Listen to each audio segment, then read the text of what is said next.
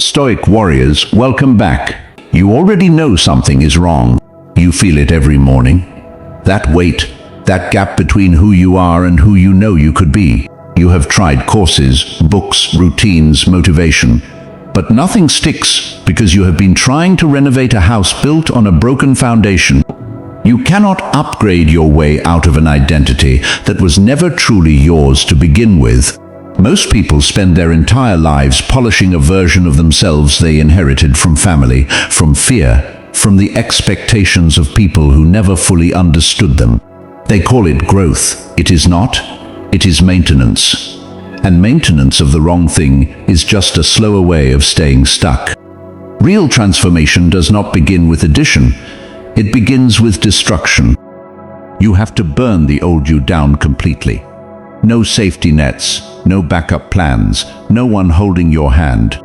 The Stoics understood this with a clarity that most modern self-improvement completely misses. Marcus Aurelius rewrote himself in the middle of war. Epictetus rebuilt his entire mind while enslaved. Seneca found his deepest clarity in exile. They did not improve, they died and rose again. And that is what this is. A death, a void, a rebirth. It is not comfortable, it is not fast, and you will walk most of it alone. But if you are ready to stop pretending and start becoming, stay with me. Because what comes next will either save you or scare you away, and both are exactly what should happen. Welcome to Stoic Cipher, ancient philosophy built for modern battles. This channel exists to give you the kind of wisdom that changes how you think, how you carry yourself, and how you make decisions permanently. Subscribe if you haven't already. This one goes deep. Phase 1. The burning. Let us start with the truth nobody wants to hear. The person you are right now is probably your biggest problem, not your circumstances, not your job, not your relationships, you. And I do not mean that harshly. I mean it clearly, because the version of you that exists today was built under conditions that no longer serve you. You were shaped by people who did not always know better, by environments that rewarded comfort over courage, by a culture that taught you to fit in instead of stand apart. You absorbed their beliefs, their fears, their limitations, and over time you started calling those things you. But they are not you, they are patterns, and patterns can be broken. Marcus Aurelius wrote in his private journal, "Alone, you have power over your mind, not outside events. Realize this, and you will find strength." Notice what he did not say. He did not say you have power over your past. He did not say you can control what happened to you, or who hurt you, or what you lost. He said you have power over your mind, and your mind is where your identity lives. That is the first fire you need to light. The stories you have been telling yourself about who you are, what you are capable of, and what you deserve, they need to burn. You have been holding on to a version of yourself that feels safe because it is familiar. Even if it makes you miserable, at least you know it. At least you can predict it, and prediction feels like control. But it is not control, it is a cage. The Stoics called this attachment. We attach to outcomes we cannot control, to people who cannot save us, to identities we have outgrown, and we suffer because we refuse to let go. Epictetus put it plainly, there is only one way to happiness, and that is to cease worrying about things which are beyond the power of our will. So ask yourself honestly, what are you still clinging to that you have no power over? Maybe it is the approval of people who do not understand you. Maybe it is the comfort of routines that numb you instead of challenge you. Maybe it is the belief that you are too old, too damaged, too late to start over. Whatever it is, it has to go. Not eventually, not when you feel ready. Now. Because here is the paradox. You will never feel ready to let go of the old you. That version of you will fight for survival. It will give you every excuse, every rationalization, every fear-based reason to stay small, and if you listen, you will stay stuck. The burning is not a single moment. It is a decision you make over and over again. It is waking up and choosing discomfort over distraction. It is walking away from people who pull you backward. It is closing the doors that keep you tethered to a life you have already outgrown. Seneca warned, associate with people who are likely to improve you, not people who keep you comfortable, people who improve you. And sometimes that means walking away from everyone.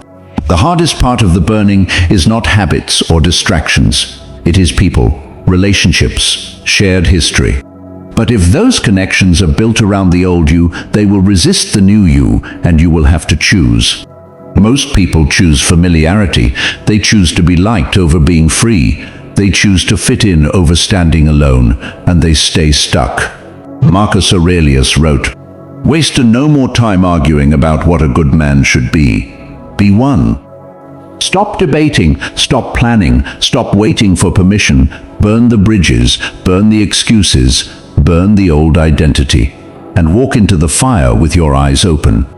Drop this in the comments. The old me burns today. Phase 2, the void. After the burning comes the void. This is the part nobody warns you about, the silence, the emptiness, the terrifying realization that you are standing alone in a space where nothing is familiar and no one is coming to save you. This is where most people turn back. They panic. They reach for their phone. They fill the silence with noise because silence forces you to confront yourself, and most people are not ready for that. But you have to be, because solitude is not the enemy. It is the forge. It is where transformation actually happens. Not in the motivational video, not in the crowded room, not in the group that cheers you on while secretly hoping you stay at their level. Solitude is where you meet the real you, the one beneath the performance, the one beneath the mask you present to the world because you think that is what people want to see. And here is the truth. That real you is probably uncomfortable, probably messy, probably carrying wounds you have been ignoring for years. But it is also powerful, and you will never access that power until you are willing to sit alone with yourself and listen. Epictetus understood this completely.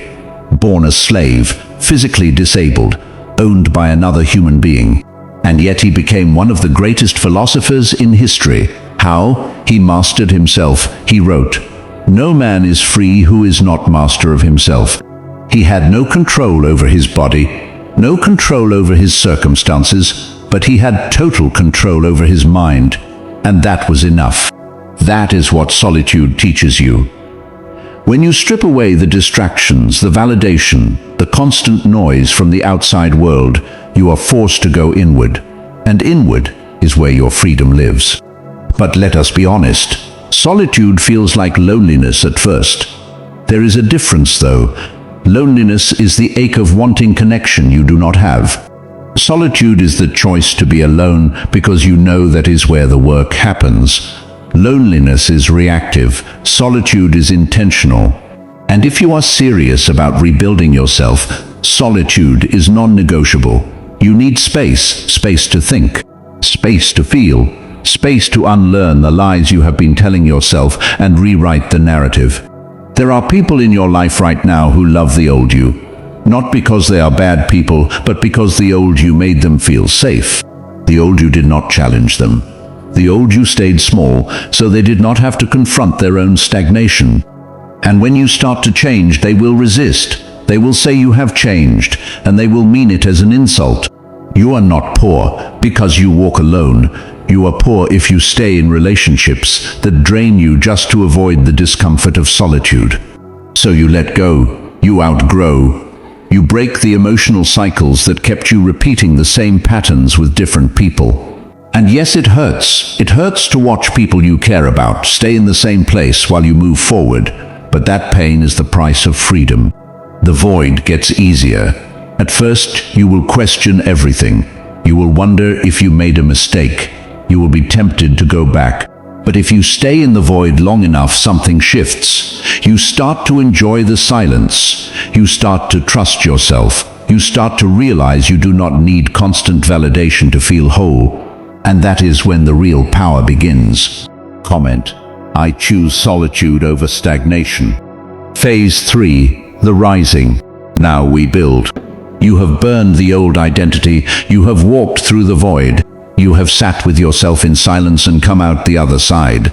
Now comes the part that determines everything, sustaining it. Because here is the truth most self-improvement content will never tell you. Motivation is a lie. It feels good, it gets you started, it gives you that rush of possibility. But motivation fades always. You wake up tired, you have a bad day, someone criticizes you, you do not see results fast enough, and suddenly that fire you felt gone. This is where most people quit. They mistake the absence of motivation for the absence of progress. They think if they do not feel like doing the work, it does not count. But that is backwards. The work counts most when you do not feel like doing it. That is when self-discipline takes over. And self-discipline, not motivation, is the only thing that lasts. Not what you feel like doing, what you have to do, because the new you is not built on inspiration. It is built on repetition, on doing the thing every single day whether you want to or not, until it becomes who you are.